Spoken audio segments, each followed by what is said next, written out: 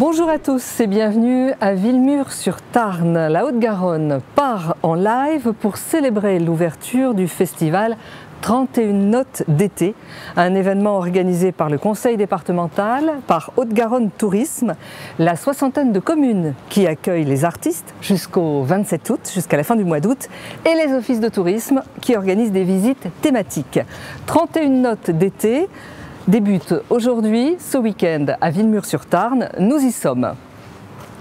Avec nous aujourd'hui à Villemur, Émilie Rénal, chargée de la production et de la coordination du festival, Elisa Cornilly de l'Office de tourisme Valaïgo, Olivier Vérec, restaurateur à l'Étang d'Eau, Mathias de la Balina, responsable de l'original Green Park. Bienvenue à vous tous, nous sommes ravis de vous accueillir ici à Villemur.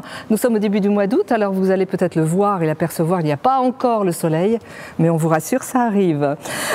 Elina, bonjour Elina. Vous êtes à l'Office de tourisme Valaïgo, Elina. Vous connaissez bien Villemur et vous adorez cette ville, comme on vous comprend. Alors parlez-nous de Villemur, Elina. Qu'est-ce qui fait son charme ? Alors, ce qui fait le charme de Villemur, alors, je vais raconter une petite histoire. J'étais partie avec des journalistes en vélo sur la voie verte et quand nous sommes arrivés à Villemur, ils ont fait un arrêt sur image quand on est arrivé sur le pont suspendu à l'entrée de Villemur qui donne vue sur le Tarn, sur la rivière Tarn et aussi sur la tour de défense avec ses briques rouges. Et après, quand on rentre dans Villemur, les petites ruelles de briques rouges et aussi sa particularité, on a une particularité avec la mairie qui est plutôt de style art déco. Donc tout ça, la rivière, ces briques rouges, tout ça font le charme de Villemur. Toutes ces maisons qui bordent également la rivière. Oui, tout à fait. Tout à fait. Donc c'est tout ça qui fait qu'on se sent bien à Villemur. Et également où nous sommes aujourd'hui, nous sommes dans un site industriel datant du XXe siècle qui est fermé depuis quelques années. Vous pouvez nous en parler de ce site ? Alors ici, en effet, on est sur l'ancienne usine Brusson, donc qui était l'usine où on faisait les pâtes, les cheveux d'ange, en fait. Et particulièrement ici, nous sommes à la halle Brusson, en fait. Il faut voir tout ça dans sa globalité entre Villemur, la rivière et Brusson. Donc Villemur avec au début le moulin qui utilisait la rivière pour faire en effet toute la farine, toutes ces choses-là. Et après ça s'est agrandi. On a eu la centrale hydroélectrique qui a permis aussi encore d'utiliser la rivière. Et enfin, ça a continué à s'étendre et on a eu ici, au niveau de la halle, une scierie. C'était important parce que ça permettait de faire les caisses de marchandises qu'on mettait sur les bateaux parce que la rivière était un canal commercial qui permettait de faire le commerce et d'exporter en fait la marchandise de l'usine Brusson. Villemur était un port commercial. Oui, on peut dire ça, oui, en effet. Oui, tout à fait. Et donc aujourd'hui, qu'est-ce qu'on peut faire ici quand on vient dans cette halle, dans ces bâtiments qui sont en réhabilitation, ou qui vont l'être en tout cas ? Oui, qui vont l'être. Alors, la halle ici Brusson, elle est accessible, les gens peuvent y entrer et on fait souvent donc plein de manifestations, notamment pendant l'été. C'est le rendez-vous. Vous avez les jeudis de l'été certaines fois, qui sont aussi au jardin public, mais quand le temps ne se prête pas, on se retrouve à la halle Brusson.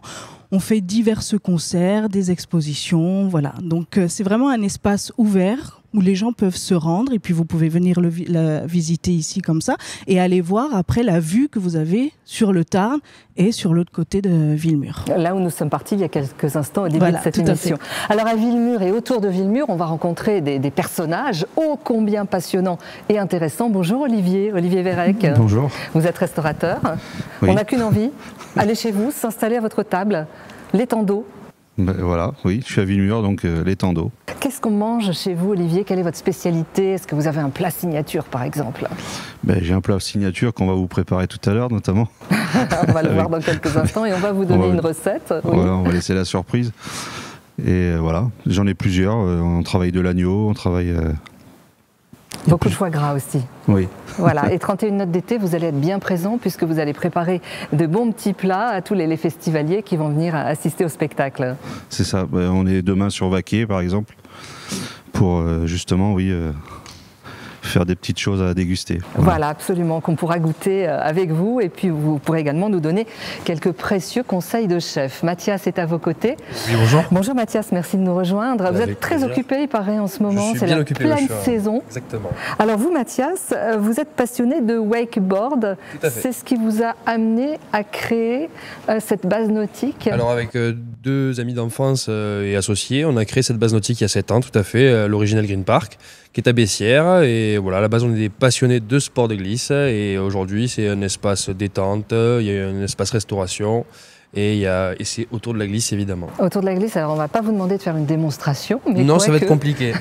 À la rigueur, vous pouvez venir voir sur site Tout à fait. pour avoir une démonstration. C'est aussi un endroit où on peut passer la journée en famille pour se restaurer. Exactement, c'est clairement un endroit où on peut passer la journée. Il y a plusieurs activités, il y a un terrain de pétanque, des slacklines, une petite tyrolienne pour les enfants. Il y a aussi, on peut pratiquer du stand-up paddle. C'est un sport qui est accessible à tous, même aux plus petits, accompagnés de leurs parents. Et après, il y a donc le wakeboard, qui est un sport un peu plus engagé, mais qu'on peut pratiquer de 6 ans jusqu'à 80 ans. On va en parler dans un petit instant. Vous allez nous donner quelques petits conseils pour être un pro du wakeboard. 31 notes d'été, c'est l'occasion de venir tous vous rencontrer ici et dans les communes qui accueillent le festival. Sylvie Castro, la directrice de la DAV, les arts vivants et visuels au sein du conseil départemental, a tenu à nous adresser un message pour nous souhaiter un bon festival et pour nous présenter ce festival. C'est parti. Bienvenue à la 26e édition du festival 31 notes d'été qui va se dérouler en Haute-Garonne du 4 au 27 août. Un festival proposé par le conseil départemental en partenariat avec Haute-Garonne Tourisme, les communes et offices du tourisme qui l'accueillent, ainsi que les lieux du conseil départemental, en partenariat également avec France Bleu et Ramdam. Ce festival qui allie l'artistique, la culture, le patrimoine et le tourisme se propose d'investir un territoire sur une commune de la Haute-Garonne et à la journée, vous proposez des visites culturelles, touristiques, patrimoniales, bien sûr des concerts, des spectacles qui démarreront dès le matin et se clôtureront le soir. Vous pourrez également vous restaurer à l'occasion d'une pause guinguette dans toutes les communes de la Haute-Garonne. C'est une programmation ouverte et curieuse. Plus d'une 60aine de concerts et de spectacles, 350 artistes au total et plus d'une centaine de visites touristiques dans près d'une vingtaine de lieux différents sont proposés pour tous les publics. Car la programmation très ouverte permet à chacune et à chacun d'aller vers sa sensibilité, mais également vers la découverte, la gratuité permettant de se risquer à aller à la rencontre d'univers artistiques moins proches de sa sensibilité. Musique du monde, musique classique, pop, rock, hip-hop, swing à danser, théâtre, théâtre de rue, danse, cirque. Le fil rouge pour cette édition, l'égalité, une des valeurs chères pour le conseil départemental. Cette édition a également porté une attention particulière aux femmes créatrices, 33 porteuses de projets sur 61 équipes artistiques, soit 54% de femmes leaders de projets artistiques dans cette édition. Un festival éco-responsable dans ce contexte d'urgence climatique et environnementale, il nous semblait indispensable de mettre en avant l'éco-responsabilité de ces événements culturels. Vous l'avez compris, un festival pour toutes, pour tous. Je vous souhaite une belle édition et un bon festival. C'est ouvert, 31 notes d'été. Merci Sylvie. Émilie Rénal, vous êtes chargée de production et également de la coordination du festival. Sylvie Castro le disait il y a un instant, une 60aine de communes qui accueillent 350 artistes. Ce n'est pas rien, c'est même beaucoup. Comment avez-vous fait les choix? Sur quoi vous êtes-vous basé pour séduire un public le plus large possible? Nous sommes vraiment ouverts à tous pour une programmation familiale, avec une programmation curieuse, exigeante, comme le disait Sylvie. Et puis, j'ai envie de vous donner quelques petits exemples. Tout à fait, bonne idée. Venez ce soir à Villemur avec Filibuster à 19h30 qui vont vous proposer, c'est un ensemble de cuivres qui vont vous embarquer dans leur univers funk and roll. Ensuite, à 21h, on retrouvera À bout de souffle pour son spectacle lyrique et théâtralisé avec plus de 50 artistes sur scène. Voilà, vous parliez de Vaquier. Demain soir, nous serons là-bas avec Izoï qui va nous proposer un dance floor autour du rock, autour des éruptions balkaniques et de musique électro. Quoi d'autre? Il y a tellement de spectacles. Il y a beaucoup de spectacles. On pourrait citer quelques communes qui accueillent le festival en Haute-Garonne, les Vignac-sur-Save par exemple. Tout à fait, avec Kiko Ruiz Quartet. Il va nous embarquer dans un voyage allant du classique au flamenco, au jazz, aux musiques du monde. Et voilà, pour un spectacle plein d'amour en fait et poétique. Mais j'ai envie de parler aussi du Château de la Réole, qui est un lieu emblématique de notre festival. Vous pourrez assister à 8 journées là-bas. Le festival, c'est comme disait Sylvie, des visites touristiques, culturelles et patrimoniales. Vous allez pouvoir découvrir des expositions d'art contemporain, voir des balades, faire des balades en fait autour de la faune et la flore, la biodiversité, l'écologie. Découvrir des spectacles tous les matins au château à 11h. Dans la cour, vous trouverez des spectacles, en fait, des concerts autour de la musique d'ici et d'ailleurs, comme Cocagne. J'ai envie de parler d'elle parce qu'elles font un duo polyphonique de trans-occital, ou bien Ernest Barbery avec son Frenzy Song folk, ou bien encore nos cascadeuses aériennes qui vont essayer de franchir des sommets avec les 4 fers en l'air le 13 août à 18h30. Voilà, d'autres lieux comme Proupiary, l'abbaye cistérienne de Bonnefond, avec notamment l'Établi qui va proposer un spectacle de rue chorégraphique et c'est un spectacle participatif, donc vous pourrez danser avec elle également. Donc des spectacles pour tous, les petits, les grands, toute la famille, et des spectacles gratuits. Ça, c'est important de le signaler. Donc c'est effectivement un lieu où on peut se rassembler en famille. Exactement, puisque toute la journée, donc il y a des visites touristiques, culturelles et patrimoniales. Ensuite, vous pouvez profiter de l'espace de restauration mis en musique par un de nos groupes en acoustique, et puis profiter d'un spectacle ou d'un concert le soir pour toute la famille. Merci beaucoup Émilie. Alors on pourra appeler l'adresse internet pour pouvoir avoir un œil sur le programme culture.haute-garonne.fr. Également sur le site de Haute-Garonne Tourisme, vous pourrez accéder à toute la liste des programmes et des festivités. C'est un bel événement, Elina, pour vous, pour Villemur. C'est une belle occasion aussi de présenter la ville. Vous organisez des visites guidées, mais j'ai cru comprendre que, en tout cas en ce qui concerne l'ouverture, c'est un peu complet. Mais on peut déjà prendre rendez-vous peut-être pour les jours qui viennent. Alors après, on fait des visites guidées en fait toutes les semaines pendant l'été, les mardis à 10h et les jeudis à 15h. Alors c'est bien de nous appeler avant pour savoir si soit elles sont complètes ou si on a assez de réservations pour sortir. Mais voilà, on propose tout ça pendant tout l'été et après, toute l'année, même pour les groupes, ils peuvent nous appeler sur demande. On organise des visites de Villemur sans problème. On va reparler dans un instant du côté accent nature qui est très important et très présent ici à Villemur et autour. Olivier, vous qui participez au festival 31 notes d'été, donc on le disait il y a quelques instants, vous allez préparer des petits plats pour demain et vous allez d'ailleurs nous préparer un petit plat dans quelques instants à base de foie gras. Olivier, c'est important pour vous de mettre en avant votre territoire, votre terroir et vos producteurs? Oui, complètement. Et à ce propos, nous, le 23 septembre, on va faire un marché gourmand. On va donc fêter nos 8 ans du restaurant et en même temps, on fera un marché gourmand avec tous nos producteurs et avec les gens avec qui on travaille. Donc les gens pourront venir, nos clients pourront venir à cette rencontre et acheter éventuellement des produits. Des produits, absolument. Voilà. On pourrait peut-être citer quelques-uns de vos producteurs. Il y a la maison Pandaris à Ville-Mathieu où on achète notre veau ou notre bœuf. Voilà, on va faire venir des producteurs d'ail de Cadour, des vignerons. Voilà, il y a Madame Rousse qui nous vend des tomates sur Villemur-sur-Tarn. Voilà. Qui sera présente. Si on vous dit, Olivier, comme ça, si on vous dit négrette, vous pensez à quoi? Ah ouais. Négrette, je vais vous préparer donc le fameux foie gras qui cuit dans du vin rouge. Voilà. Et on adore ça. Ah, on adore ça, mais ça évoque quelque chose aussi, oui, négrette. On a des projets futurs où nous allons ouvrir un deuxième restaurant d'ici un an sur le territoire. En exclusivité. Voilà, c'est ça, c'est une exclue. Je garde l'endroit secret pour l'instant, mais d'ici un an, il y aura un deuxième restaurant qui va ouvrir. Un deuxième restaurant sur le territoire. Et qui s'appellera? On hésite encore, les jardins de la Négrette, la maison de la Négrette. Voilà, autour de la Négrette en tout cas. Autour de la Négrette, oui. Ouais, tout à fait. On revient avec vous, Mathias. Quand on va vous voir à l'Original Green Park, imaginons qu'une famille arrive et n'ait jamais fait de wakeboard.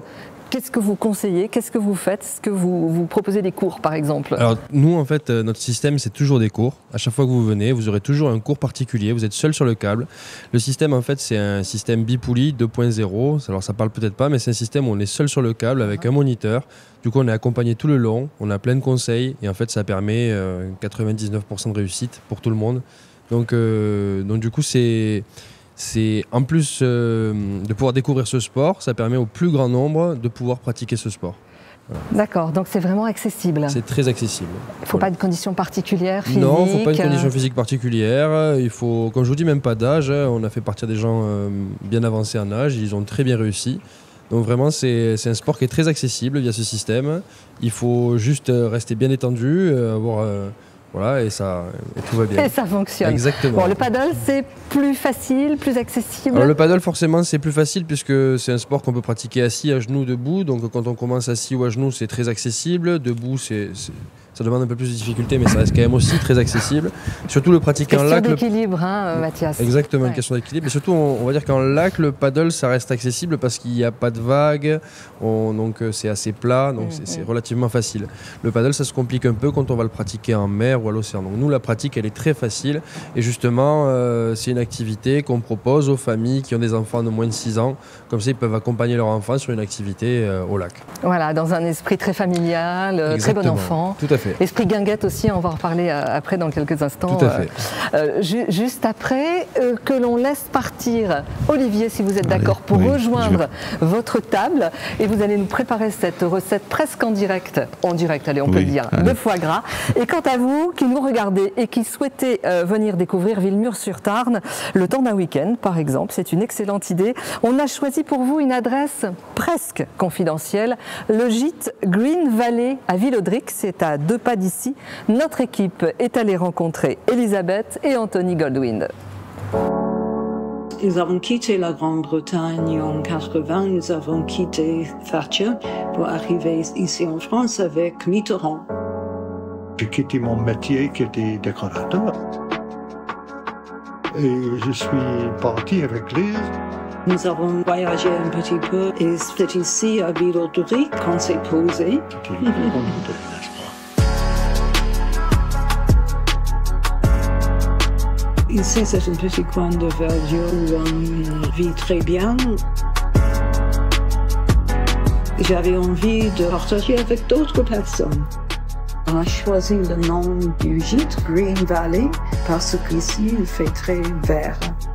Ça fait 4 ans qu'on a le gîte, on a des gens très différents.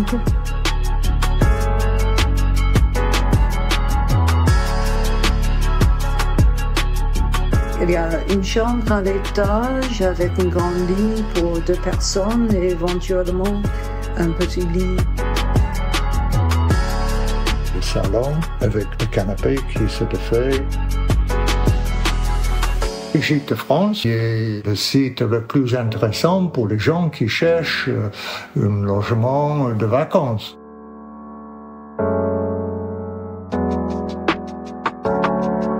Une canicule, avoir de l'eau tout frais, c'est super bon.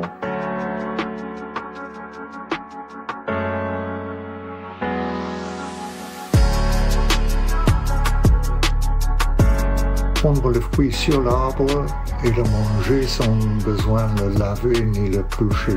Des fois, il y a des petits bestioles qui y habitent, mais ça, c'est une partie de la chambre. J'adore cette autre chose. Je ne connaissais rien dans l'agriculture, mais ça m'a passionné. Dans le sud-ouest, c'est qu'il y a tellement de vignobles, et ils sont tous différents. Et quand on tombait sur la lurette, c'était une autre expérience. Il faut s'habituer un peu. Mais bon, c'est pas grave.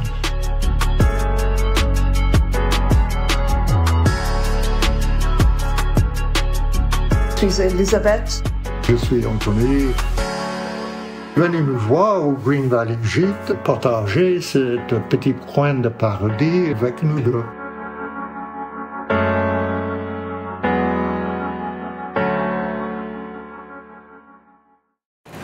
Thank you, le Green Valley, magnifique, quel petit coin de paradis, bien agréable, on a envie d'y passer quelques jours. Vous pouvez retrouver toutes les informations sur le site Haute-Garonne Tourisme pour réserver bien sûr votre hébergement. Émilie, on voit bien que la nature est présente ici à Villemur, le festival 31 notes d'été a une approche éco-responsable. Vous y teniez, c'est important pour vous? Tout à fait. Chaque année, le festival tente d'être un peu plus dans cette démarche avec des actions concrètes, notamment par exemple la venue d'artistes, d'acteurs touristiques et culturels de notre département, un parcours du festival qui tente à réduire les kilomètres parcourus et donc les distances parcourues, des jauges favorisant l'échange et la relation, la proximité avec les artistes. Cette année, nous avons mis l'accent un peu plus sur tout ce qui est circuit court, notamment par rapport à la collation d'artistes ou les restaurateurs avec des produits locaux. On a un bel exemple ici avec Olivier de l'Étando. Tout à fait. La présence de producteurs locaux exactement sur certaines dates. Également, donc toutes les visites touristiques, elles sont basées principalement sur l'écotourisme. Par exemple, nous pourrons retrouver sur le festival la visite d'une société qui fabrique des jeux en bois éco-responsables, une animation ludique sur la préservation de l'environnement, notamment l'eau. Voilà, par rapport à la venue des food trucks et nos partenaires, nous avons signé une charte éco-responsable avec eux. Enfin, en tout cas, on leur demande d'adhérer, avec notamment la fin du plastique sur chaque étape du festival, la mise en place de bacs de déchets de tri. Voilà, ce genre de choses. On a plusieurs actions à mettre en place et on souhaiterait d'année en année développer nos actions sur cette thématique-là. Aller encore plus loin. Aller encore plus loin. Merci beaucoup. Elina, pour l'Office de tourisme Valaïgo, les visites ici sont très axées sur la nature. Il y a beaucoup de choses à faire. Je pense notamment à ces bains de forêt que l'on peut prendre autour de Villemur. Oui, alors c'est vrai que depuis 2 ans, on essaye de développer un programme vraiment spécial nature et on va dire mobilité douce, donc qui s'appelle Sortie Nature et Environnement. Et donc on propose différentes activités autour de la nature. Donc les bains de forêt, alors qui sont souvent plutôt à la forêt de Buzet-sur-Tarn. Nous faisons aussi des balades botaniques, donc vraiment autour de la biodiversité. Nous proposons aussi par exemple à la fin du mois, enfin en septembre plutôt, nous proposons des balades nocturnes étoilés pour aller découvrir les étoiles, donc il sera à Mirepoix-sur-Tarn. Donc on essaye en fait d'être un peu sur les différentes communes de Valaïgo et de proposer quelque chose autour de la nature et comme je disais des mobilités douces avec par exemple le 23 août une sortie en trottinette électrique pour aller découvrir les coteaux voilà en balade commentée et puis aussi nous proposons pour ceux qui veulent un peu s'amuser avec notre voie verte on fait de la location de vélos vintage, donc des vélos qui sont remis en état par une association qui s'appelle les Biffins Occitans, donc des vieux Peugeot, tout ça, et comme ça on propose aux gens d'aller découvrir ces vélos-là sur la voie verte. Donc ça c'est très sympa. Donc c'est tout un programme autour de ça. Fait. On peut réserver. Réserver auprès de l'Office de tourisme, voilà, vous avez toutes les informations sur le site internet de l'Office de tourisme, voilà, la page Facebook, etc. Elina, Émilie, Mathias, regardez, on dirait bien que Olivier est en train de se préparer, il est en train de nous concocter une recette un petit peu particulière. Je vous propose de le rejoindre tout de suite. Il va nous expliquer ce qu'il est en train de préparer. Est-ce qu'on peut manger également ce que vous nous faites là maintenant? On peut le manger également dans votre restaurant, Olivier? Bien sûr, oui, on en a, tout à fait. Alors, qu'est-ce que c'est? Vous voyez, là, je mets donc du vin de Fonton, donc, à la négrette, bien sûr. Minimum 50% de négrette, auquel j'y ajoute des épices. Donc, il y a de la cannelle, il y a un peu de poivre, clou de girofle, de l'anis étoilé. On va faire chauffer le vin. Voilà, donc je vais assaisonner le foie gras, le préparer. Et ensuite, quand ça bout, le vin, on plonge dedans notre foie gras, qui sera filmé comme un boudin. Et donc, juste on éteint le vin, il va cuire comme ça. C'est-à-dire que là, vous devez emballer le foie gras, là, maintenant? Exactement, je vais l'emballer. On va le cuire. Et ensuite, on va le mettre au frais. Et une fois qu'il sera froid, demain, ou ce soir, nous allons l'enlever du film et le remettre dans le vin. Et là, il va prendre toute sa couleur. Double bain. Exactement. Et là, vous allez pouvoir le déguster. Bon, j'en ai apporté du déjà fait. Hein. C'est les joies du direct. On va tricher, on doit vous le dire, on doit vous l'avouer, on va tricher. Voilà. Et vous allez pouvoir déguster ça. Donc là, vous voyez, je vais faire un boudin. Tout simplement. Hein. Il y a un peu de vent. C'est les joies du direct. Je vais m'enlever les gants, c'est plus simple. Voilà. Voilà, bien serré. Bien serré. Et là, ensuite, vous le glissez comme ça. Donc le vin, une fois qu'il est bien chaud, je vais le plonger dedans et il va cuire. Et j'arrête tout de suite pour pas qu'il soit trop cuit. Mon foie gras. Vous accordez énormément d'importance au produit, c'est capital le produit dans la confection. On est sur du foie gras d'Occitanie. Et après, bon, il cuit dans du vin de Fronton, parce qu'on essaie de mettre les produits du territoire en avant. C'est une belle aventure, votre restaurant, Olivier. 8 ans. Oui. 8 ans, une aventure familiale aussi. Oui, avec mon épouse Sandra. Voilà, on travaille tous les deux, on a une importance sur le produit. Je le répète souvent, le produit. Le produit en avant, voilà. Tout à fait. C'est vrai que dans la région, on est quand même particulièrement gâtés. Oui, des fois on va un peu plus loin, on travaille du noir de Bigorre, on fait une terrine de noir de Bigorre au foie gras également. Voilà, vous allez retrouver de l'ail de Cadour, enfin on travaille tous les produits qu'on peut trouver en Haute-Garonne. De petits délices qu'on pourra retrouver aussi sur les festivals 31 notes d'été. Exactement. Notamment demain avec pied. Exactement. Mathias, merci Olivier. Mathias, vous êtes quelqu'un de plutôt gourmand. Je suis très gourmand. Oui, alors qu'est-ce que vous aimez manger, Mathias? Alors j'aime manger à peu près tout. J'ai très peu de réticence alimentaire. Non, vraiment, je suis très gourmand, j'adore manger. Ouais. Vous adorez manger, alors pourquoi je vous pose la question? Oui, pardon. Et c'est d'ailleurs parce que j'aime manger qu'on a monté aussi un restaurant, parce que justement, on est gourmand et qu'on aime partager notre gourmandise. Voilà, donc vous avez un petit restaurant au bord du Tarn. Au bord d'un lac. Au bord d'un lac, pardon, où on peut effectivement se régaler de produits locaux. Qu'est-ce qu'on peut manger chez vous? On peut se régaler de tapas, de burgers, de belles pièces de viande et de petits desserts. Les viandes, effectivement, c'est que du produit local. On travaille avec la boucherie du Tescou qui est dans le coin et qui nous propose une viande de qualité. Pareil pour les burgers, ce sont des bons steaks, pareil, d'ici. Et les tapas, on essaye au maximum de faire tout maison pour avoir quand même une authenticité au niveau du goût. Voilà. Et tout ça, les pieds dans l'eau. Et tout ça, les pieds dans le sable, au bord de l'eau. Au bord de l'eau. Exactement. Parce qu'on ne peut pas se baigner. Non, on ne peut pas se baigner, mais on peut pratiquer des activités qui nous amènent à l'eau. Tout à fait. Et qui peuvent bien nous rafraîchir lorsque l'été sera là. Évidemment. On l'attend encore un petit peu, mais ça va venir. Ça va venir. Alors quant à elles sont aquatiques ou terrestres et vivent à 2 pas d'ici. Ce sont les tortues de Jérôme et de Johan du refuge des tortues à Bessières. Notre équipe a tenu à vous les présenter et à saluer leur travail pour aider ces animaux et protéger notre biodiversité. On y va. La naissance du refuge des tortues, c'est une histoire d'hommes et de femmes, c'est une histoire de passionnés. J'ai été très tôt passionné par les tortues. J'ai gagné mes premières tortues à la fête foraine à Saint-Michel, des tortues de Floride.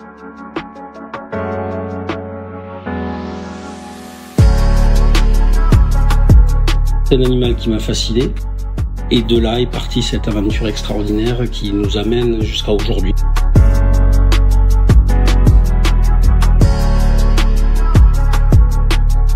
Je suis d'une génération baignée par le commandant Cousteau, par les documentaires animaliers de Frédéric Rossif, par Alain Bougraine-Dubourg, par tous ces gens passionnés de nature, d'environnement et d'animaux. Et très tôt, j'avais comme rêve de créer un endroit pour m'occuper de tous les animaux que j'accueillerais, dont des tortues.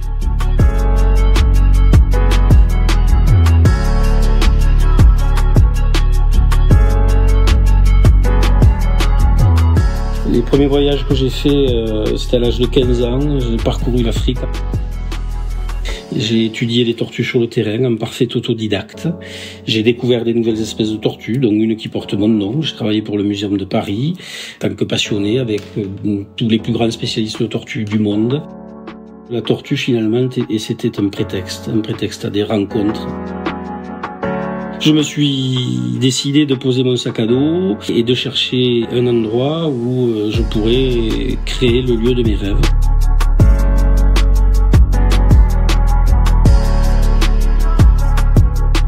On a commencé en 2014 dans un champ à construire les premiers bassins. Et grâce à mes parents, grâce à plein d'amis, plein de gens que je ne remercierai jamais assez. Grâce à la mairie de Bessières, notamment le maire de l'époque, Jean-Luc Grességuier, Johan Vion, évidemment, qui m'accompagne depuis toujours. Les tortues, finalement, c'est la vie, tout simplement. Un lieu, une espèce de carrefour d'échange, un endroit où les gens se croisent, où les histoires s'entrecroisent, pour favoriser l'humain. C'est un animal qui est discret, c'est un animal qu'on n'entend pas, c'est un animal qu'on voit difficilement, qui est sympathique.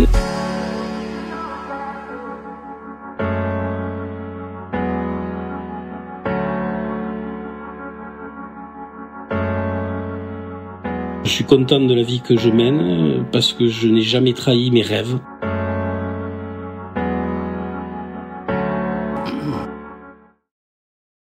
Merci à notre équipe d'être allé vous rendre visite et merci à vous de venir nous rejoindre, Jérôme. Et effectivement, c'est un peu l'effet waouh lorsqu'on regarde ce reportage et on n'a juste qu'une seule envie, c'est d'aller au refuge, rencontrer vous, passionnés, et voir les tortues, bien évidemment. Attention, on tient à le dire, ce n'est pas un parc zoologique, hein, c'est un endroit où vous accueillez des animaux, où vous les protégez.